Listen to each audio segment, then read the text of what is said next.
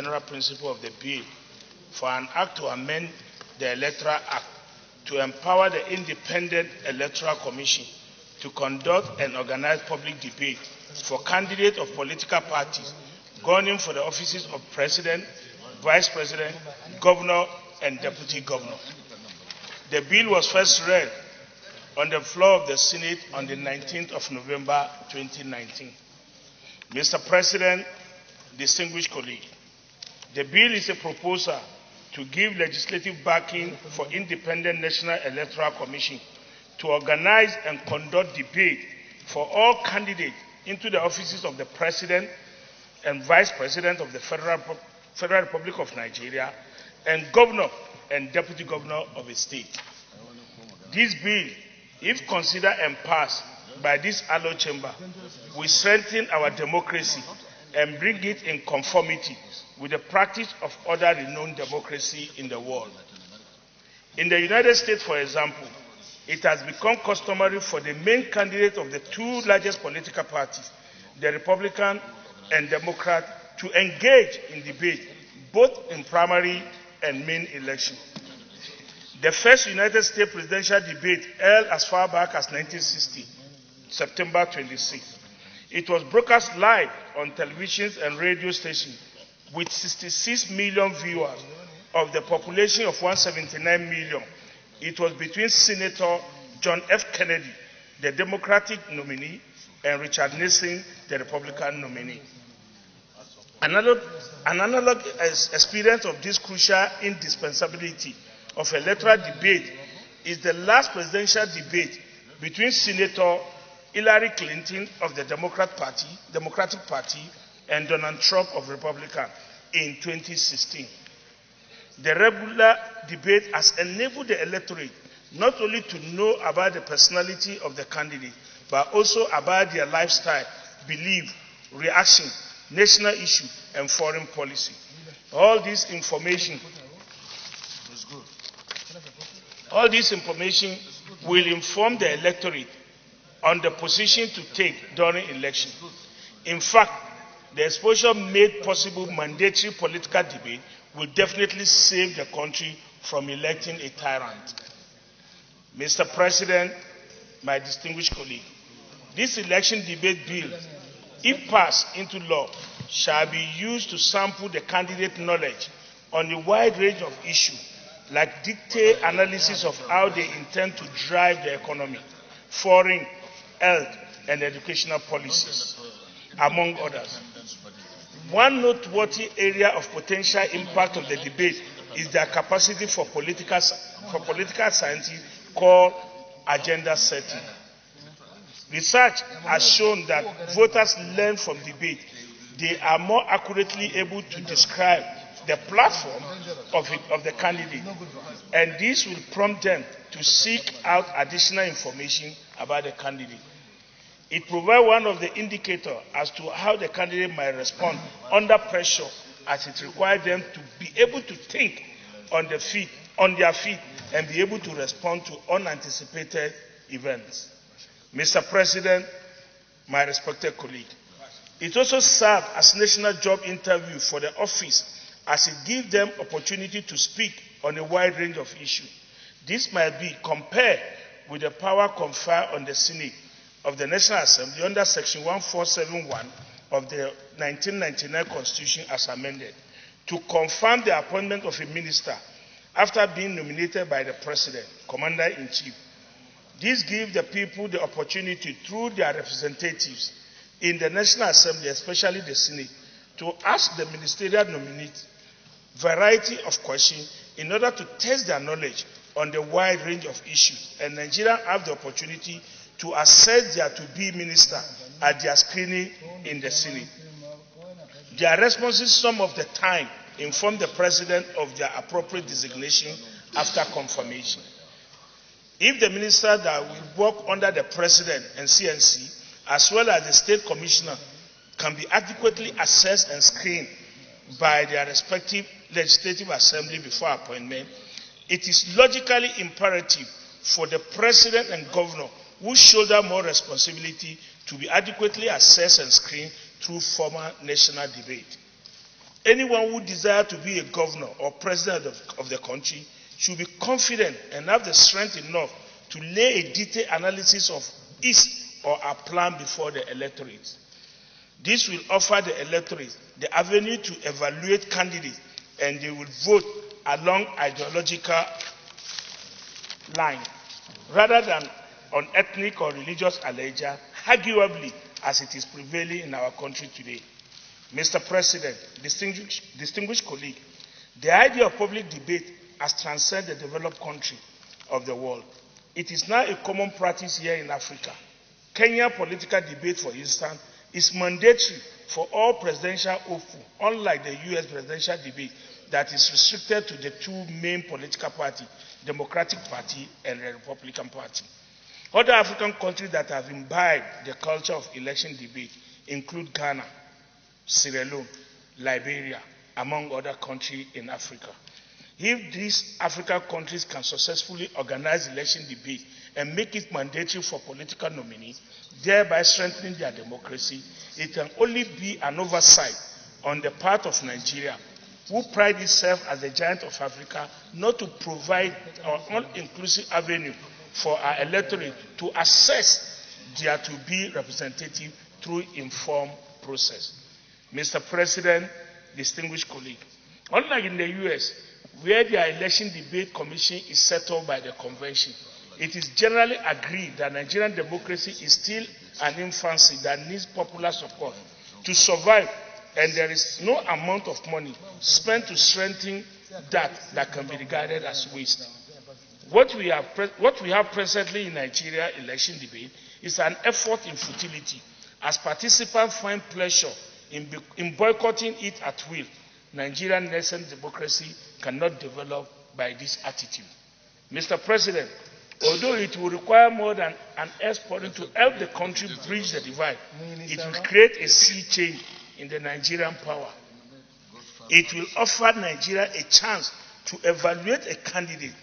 They can vote alongside policy and ideological lines instead of ethnic allegiance, and this will equally lead to the development of strong democratic institutions that will neutralize the patronage system that make ascending to power so turbulent. Mr. President, in line with our rule 77.3, it has no any financial implication. Thank you, and I urge my colleague to support this bill for a second reading. Adopt this idea, then that means we get only the best, not the quacks. Because if you don't debate, you don't know exactly the kind of qualification that guy has to be in that office. If you want to be a governor, president, or vice president, and you don't go through this quality of debate, then it will be very difficult for somebody to know exactly the kind of person you are, whether you can sustain the pressure, whether you are a statement, whether you can be able to pursue things, as you said, and people can hold you against that in case you have not been able to do it.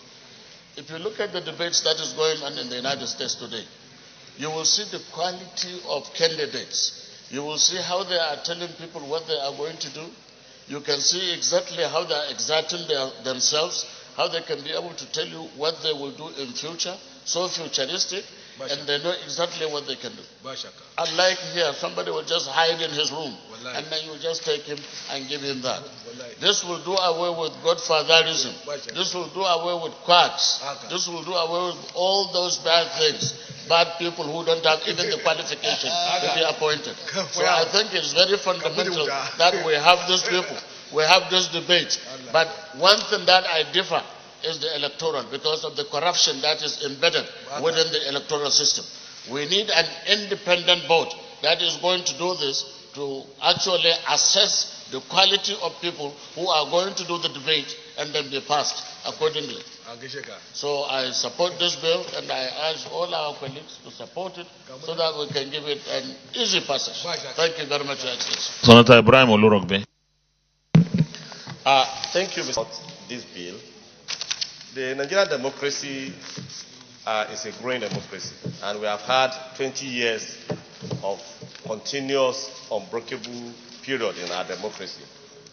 Hence, as a country, we need to grow. And part of the growth of democracy is to introduce things that strengthen it. Secondly, Mr. President, the demography of Nigeria indicates that education level has been increasing. The electorates that we have are younger, they are better educated and better informed. Now, for people that will hold executive position, it is important for them to undergo interview.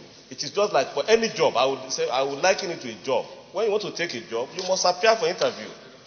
And your employer must be able to test your ability. Even when, despite the fact that they say exam is not the best test of ability, but in particular situation, the best way to test one's ability is for you to answer questions. So hence, for those that will hold executive position in Nigeria at the state and federal level, the electorate as the employer must be able, one of the ways through which they are tested is not through campaign alone. In campaign, everybody, in fact, the candidate may only speak for 2 or 3 minutes and it will just be a jamboree kind of thing. But specifically, when they are tested through series of debates, it shouldn't be one debate, just like we see in developed democracy. It should be like segmented to cover key critical areas of the economy, of the country, economy, health, and other things, so that the candidate will be able to present to the employer, who are the electorate, their views.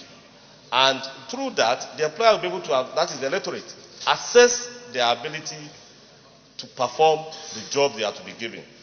Mr. President, I want to support also that it should be an independent commission that consists of civil society and wider people, not necessarily the Electoral Commission, which has a lot to saddle on them. The other day when we were debating the Electoral Act amendment, we already agreed that the current functions being performed by the INEC is much. So this particular function or role should be given to a kind of body that will be able to discharge it well. The other third thing I want to say is that currently what we have in this country is that we do have many parties. And the experience is that it is those parties that don't have the potential, in quote, to be elected that participate in debates. So we need to make it in this law that there should be certain criteria that we select those that must compulsorily appear.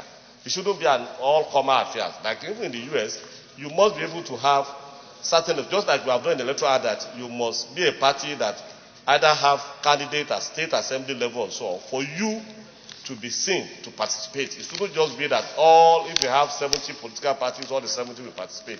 So it will be those that have the potential. So, Mr. President, our passing this bill will help in deepening our democracy, strengthening the quality of people that we elect into post, and eventually help us to be able to have better performance by this executive order.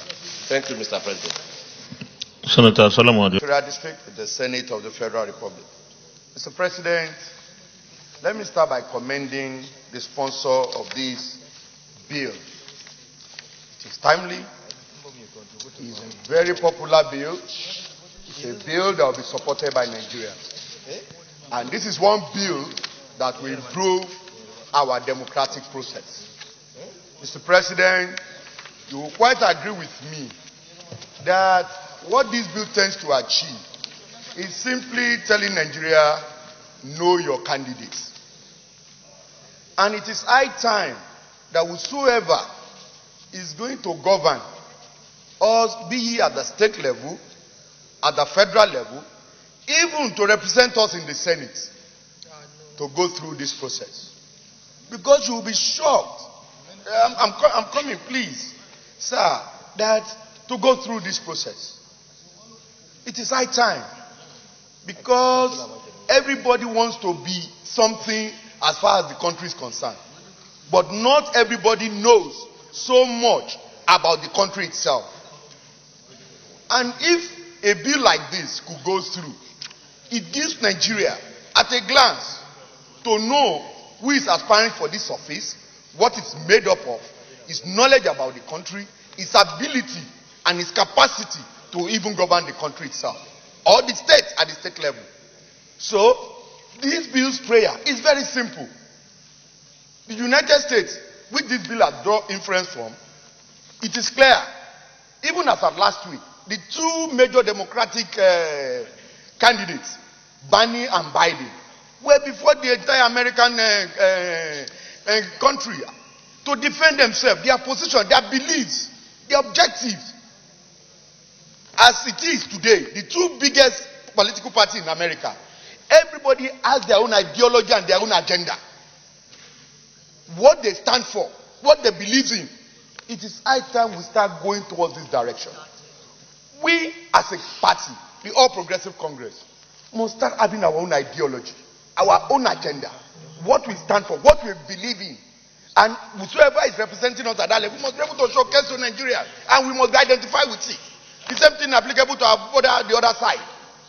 So the only thing that can propagate this, that can show this to the whole world, is a bill like this, which will go a long way to address many of these issues.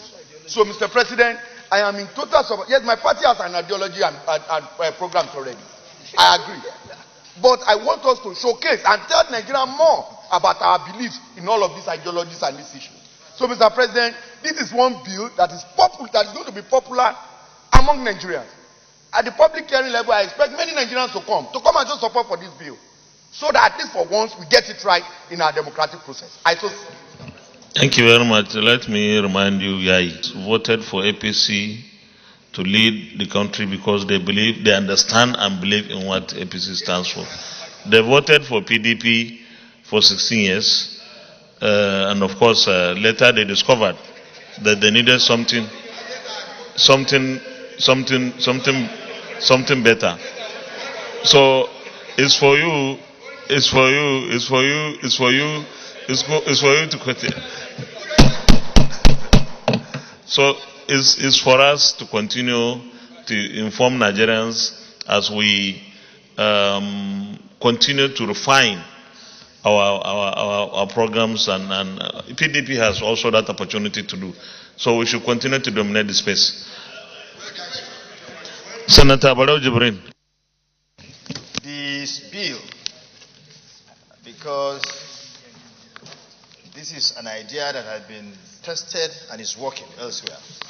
In fact, all over the world. Elections, particularly presidential elections, before they are conducted, the candidates, the major candidates, are always given the chance to showcase themselves, tell the populace what they stand for, where they stand on issues, and then test their versatility, their capability to lead a country or the country they are aspiring to lead. Ours cannot be different. We need to do the same so that we don't allow those who don't have the ideas, they don't have the wherewithal, the intellectual wherewithal, the experience to lead us to find their ways onto the model of the country's leadership. This is very good. I've said it, we've said it several times, that look, let's learn from where others have succeeded so that we can also do the same for our democracy. So, I support this bill and I want everybody to support it. But where I think we should look we should look very well to check whether it is going to work is, do we make it mandatory or it should be optional for anybody who wants to participate? Because the way we run our things in this country, particularly legislation,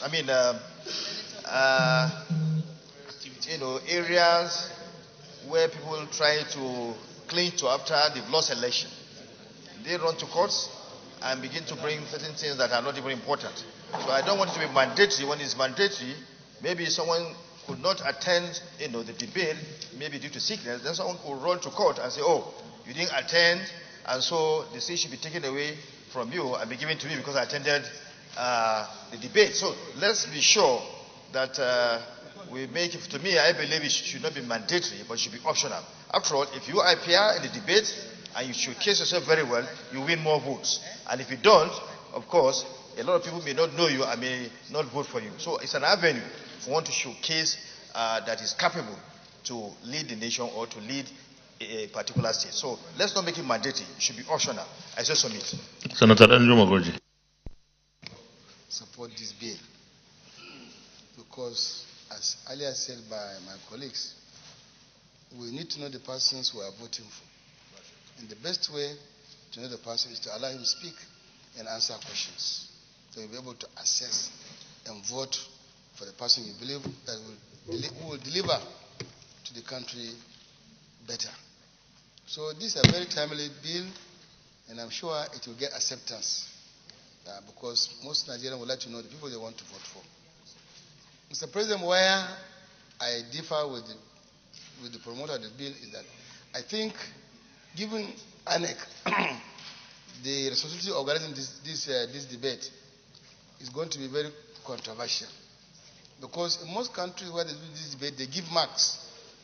And the moment you allow INEC to begin to give marks to the candidate before the actual elections, then the election is already determined before the date.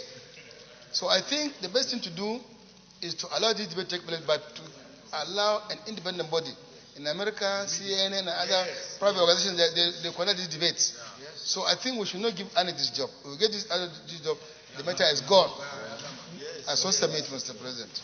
Mr. President, I want to say very emphatically that I support this bill that is moved by Senator Abdul Fattah.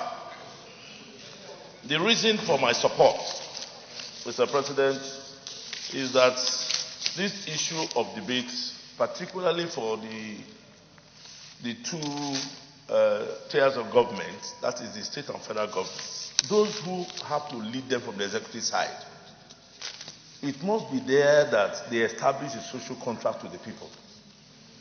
One of the things that we have seen in our environment over the years is that our elected executives have always tended not to have social contract with the people because there is no face-to-face interaction.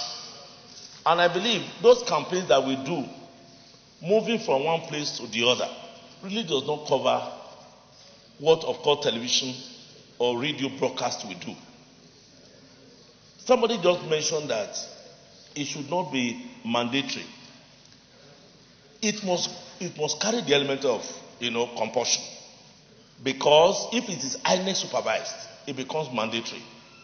Mr. President, one of the greatest problems we have, if you refer to Chapter 2 of our Constitution, Chapter 2 of our Constitution has to do with sections 13 to 24, which is fundamental objectives and directive principles of state policy. We must begin to, question the integrity of people who want to be president, who want to be governors. What is your disposition over the safety of lives and property? That's what you see in section 13. What is your disposition towards federal character? It is only during these debates that we really can establish what these people are saying very frankly before the people. So, having to conduct that establishes it in very clear terms that these persons who want to be governors, deputy governor, president and deputy president will be able to establish social contract. This was what you said. I saw you on television. I could have been in Zamfara. I could have been in Benin. I could have been in Port Harcourt. If we do not make it mandatory, just like what we have been saying, anybody who believes I can win the elections, I don't need to have a social contract with the people, I don't need to make promises, that is why we have been saying misgovernance in our land. So I support it. And I think it's a starting point, for us.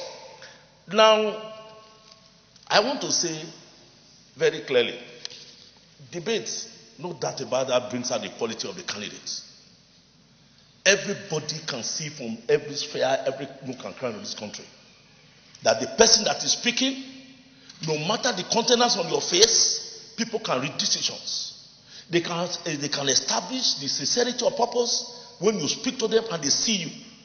When you do not organize these debates and people don't come, of course we are creating excuses for escape routes. And what we have seen in this country, there is a whole lot of suspicion. The suspicion that has existed even when we interact amongst ourselves, Mr. President. You can see when we say certain things over lopsidedness in appointments and all of that. A man who wants to lead this country, who is not subsumed into totality of fairness, there is no way that man can lead this country or his state rightly. So I agree that we should have debates, and this debate must be made compulsory. If it is not INEC that will organize it, let INEC supervise it so that it carries the elements of compulsion. Thank you very much for this privilege. Distinguished Senator Christopher. Northwest in Akwa Ibom. Distinguished colleagues, Mr. President, I'm so thrilled with this bill proposed by our distinguished brother, distinguished Senator Buhari Abdullahi Fatai, calling for the establishment of a body that will serve as a benchmark, that will be not necessarily a regulator, but will definitely position people to watch, to bring out the best for Nigerians. Mr. President, you are a senator, and you are a senate president. You started from somewhere. By the time you got to school, you were tested on your capacity and ability, on whatever the qualities that you have. It was the test that you were exposed to that led you to where you are today. You remember in 2001, I have my distinguished senators, they were governors, from Senator Bulai, Senator Samewu. They talked of, we had a policy called seeds, leads, needs. These are policies formulated. And they have all by today, we don't know where those policies are. So it's inevitable when you watch the American presidents, the American governors, do not think about themselves, they think about the interest of the Americans. First is America. And so we must have people who want to serve Nigeria, thinking about Nigeria first. And in thinking about Nigeria, you must know Nigeria. You must know what is the deficit that you want to come and add value and correct. So if we don't have a structure such as is being proposed here, that has led us to where we are. I'm not saying so. I'm so happy that it is the other side that is proposing this bill. That's the joy I have. Because if it was this side, we have thought that the opposition have something, Indians in their heart. But since it's coming from you, I'm so excited that we are getting Nigeria to the next level as been proposed before. So, Mr. President, I am strongly in alignment with the content of this bill, that if enacted, if passed by this House and become a law, it will regulate and showcase the capacity of the people that want to serve Nigeria in the level of a president, the level of a vice president, the level of a governor, level of a deputy governor. Of course, even the level of who wants to be a senator. A few days ago, we were asked, how many nations are in the world? When we were in London, most of us were gesticulating. Before you become a president of Nigeria, you should be able to have on your fingertips how many nations are in the world. What is the GDP of the other nations, so that you can have a comparative advantage. You can, you compare as to what you are going to do to move your own GDP to positions of strength. So, Mr. President and my distinguished colleague, I am in strong support of this bill, and I want to urge that we accept it, in spite of the fact that it is being added that it should be a responsibility of INEC, but INEC has a lot of responsibility, because by the time we look at the INEC bill for amendment, we have to amend the INEC bill to give INEC strong responsibility so that nobody will have gone on somebody's head again and get to somewhere. So this will be an added responsibility to INEC. So I will say that we will ask INEC to supervise, but it is imperative that we must have this commission set up. And so I accept and agree with the mover of this bill that it should be accepted by this Holy Chamber. Senator Francis. This bill, sponsored by my junior brother, Senator Buhari Abdul Fatai, is a bill that should have come before this time.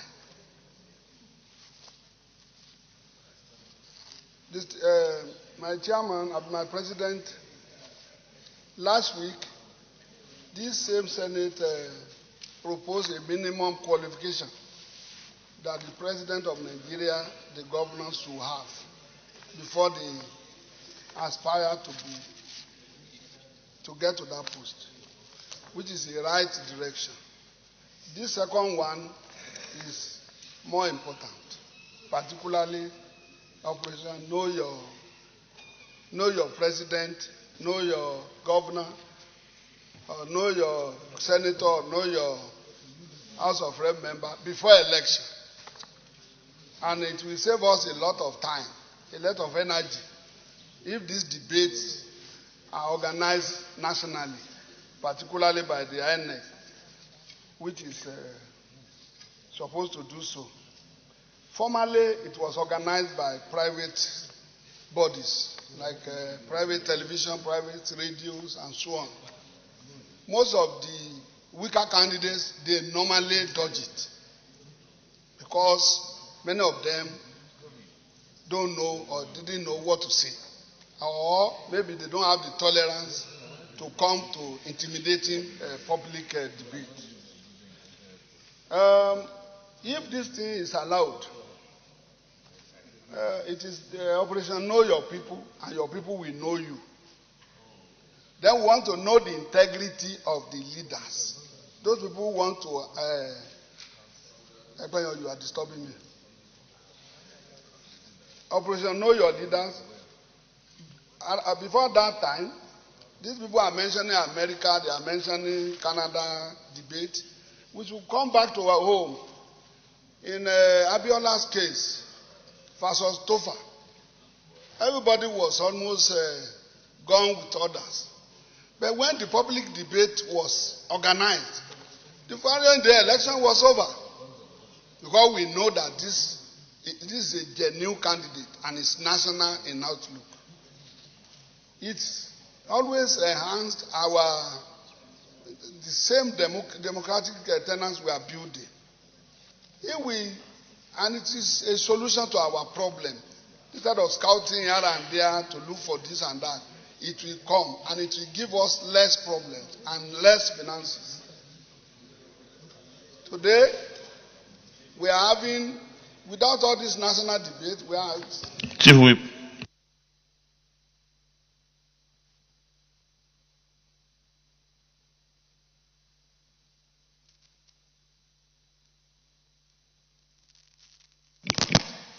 We normally have those people who are not capable being thrown up to the public office. But when we have public debate, the whole public will be aware of the candidates they are going to vote for. There will be no more campaign. Immediately we allow this.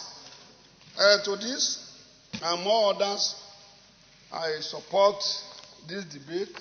I support this bill, and I want it to be extended to, as we normally interview the ministers here, it should go down to commissioners, even the councillors, so that the democracy can be in place. Thank you, Mr. President. Thank you very much. Presenting Adama Central. Mr. President, let me commend the promoter of this bill, because I believe in considering this bill, my opinion is that to create an avenue for producing outstanding performer to the office of governor, deputy president, and vice president is a welcome and desirable idea. Having said that, Mr. President, considering the number of political parties we have in the nation and also the states, the number of states, it is going to be it is going to impose an additional burden on our electoral commission to be saddled with such responsibility, both in human and financial resources. And we all know that INEC is being funded by the federal government, and we all know that the processes and procedure to the main election itself is very, very high. So what I think is that we should try as much as possible to avoid any burden that will lead to another expenditure. Most importantly, Mr. President, distinguished colleagues, the task of producing good candidates solely lies with the political parties, because that is where the foundation of principle of democracy lies. The promoter of the bill cite example with America. In America, Your Excellency, we have 3 debate organizers, that is Democratic National Committee, DNC. This committee is saddled with the responsibility of organizing the debate within the party, is party affair. And also we have Republican National Committee, does the same for Republican. Then we have the Commission of Presidential Committee, which is this commission. With this commission, Mr. President, my distinguished colleague, is an independent, non-partisan and non-profit organization which does not receive funding from government, political parties or candidates. It is sponsored by non-governmental organizations. They have nothing to do with electoral processes and procedure. So, Mr. President, they are saddled with the responsibility that when these two parties bring out their best candidate, they conduct that debate for them.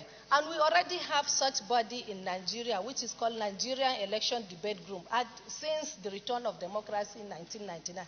And I also quite agree with my brother Jibrin Barrow for saying whether it should be mandatory or otherwise. Mr. President, we all know that you might be number one in school, but coming to lead people, you might not be the best. We all know that. So I think we should also give the consideration that Barrow mentioned, as in whether it's to be compulsory or otherwise. But the issue of INEC conducting that debate should not even arise. Thank you, Mr. President. You have a very balanced and very unbiased umpire for such debates. Mr. President, today in Nigeria we have a large army of highly educated unemployed people who want to know issues before elections. So if we have a debate in place, Mr. President, our people will be able to assess the candidates, assess their perception of reasoning, their sense of judgment, and ask questions about challenges confronting the country and how they intend to solve them. I think this is one of the things that is just required to finally institutionalize democracy in Nigeria. Democracy is the best form of government, but democracy must have freedom of free access to information and receiving information. This is a bill that we should all support, and I hold the view, Mr. President, that some of my colleagues who are talking about the INEC people conducting a debate of this nature, I think it is out of it. It is what is expected of another realm of government. You have the 3 tiers of government, you have the 4th estate of government. I think, Mr. President, if we allow the media and the NSC, Nigeria Labour Congress, to conduct this interview and we institutionalize it in such a manner that contemporary national issues will be thrown open for people to contribute, we'll be able to assess the candidates, assess where they are coming from, and assess their sense of reason and how much they know about our country. And I think, Mr. President, that will help the nation and stabilize our democracy. I so submit, Mr. President. Senator. It's one that should be given support by every one of us. It is a known fact that many of our people in this country, right from civil service to public service, they want position. But in most cases, many people don't know what to do with the position. This will enable those who are going for this position to prepare beforehand, to know that they should know what they are going to do when they get to that position. It will also save us of, in some cases, that some people are reluctant candidates, that probably some people impose it on them also. And on the other hand, too, there are a lot of projects, a lot of things that our people, the public, will tell you that you have promised them. By the time you go on television or radio or any social media, you will be able to showcase what your plan is, your promises and everything. So nobody will come to heart to it. But something you are doing in the close, maybe you go to the wards or ward meeting or in an enclosure, people can add up to it. So you will discover that it's not only to help the electorate, it helps even the candidate, because you will be able to highlight your agenda. And also, it helps because people keep reminding you of what you have said. I know that a number of communities, they have gone on television to ask, Senator Olowo, you promised to do this for us. I tell them, when I'm ready, I will come. So, and as I was doing it one by one, they also went back to the television to tell the whole world that he has done this for us, he has done that for us. So it will go a long way to help us. I want to congratulate the mover and to put all my support behind this bill. Senators. Support this bill and align myself with the numerous contributions from our distinguished colleagues. And I think the point being made by distinguished Senator Benjamin Goji is very apt, and we need to look at it. And perhaps it's time for us to support the emergence of non-state actors in the democratic space.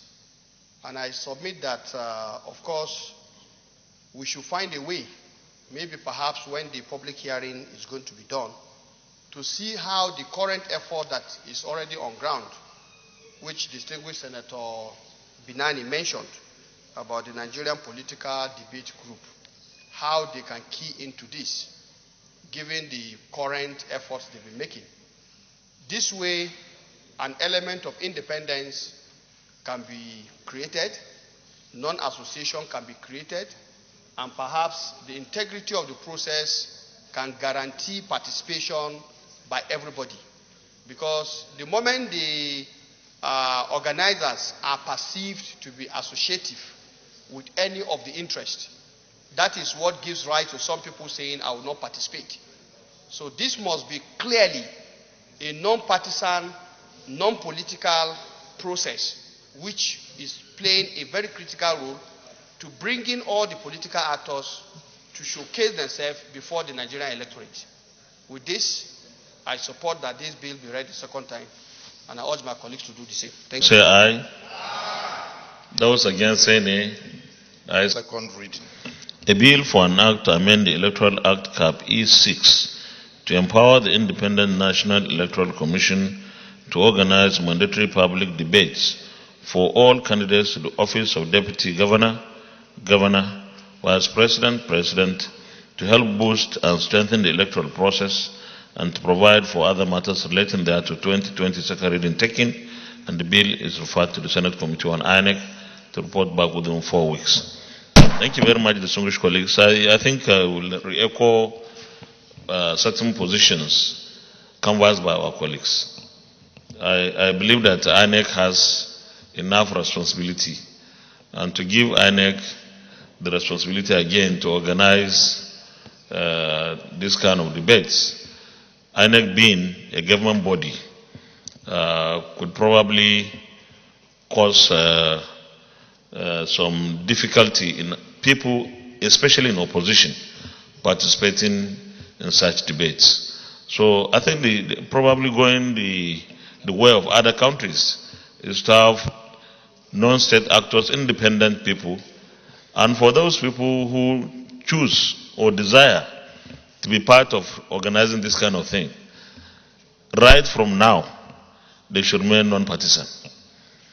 Because if they show any partisanship now and the next 3 years, they say they want to organize debates, some people will say, well, we know what you are, you said this, you did this, and that could cause some kind of difficulty in organizing and getting people or parties to participate. But on the whole, it's an opportunity, really, for both the voters as well as contestants or candidates to present themselves to the people, and for the voters to know who their candidates are and make their choice. It's not necessary that somebody who goes there to speak good English will be the candidate to win the election.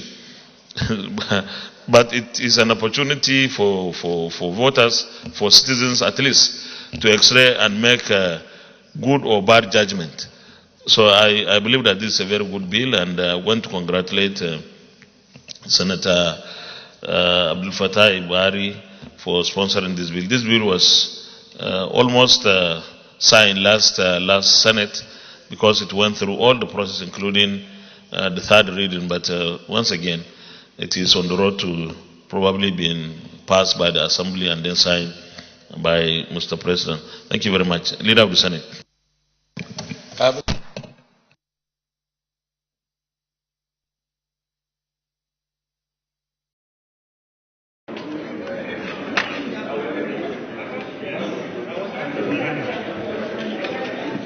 olùdókòwò fún wọn yìí ó ga ọ àwọn ìṣẹ̀wé lè wà ní.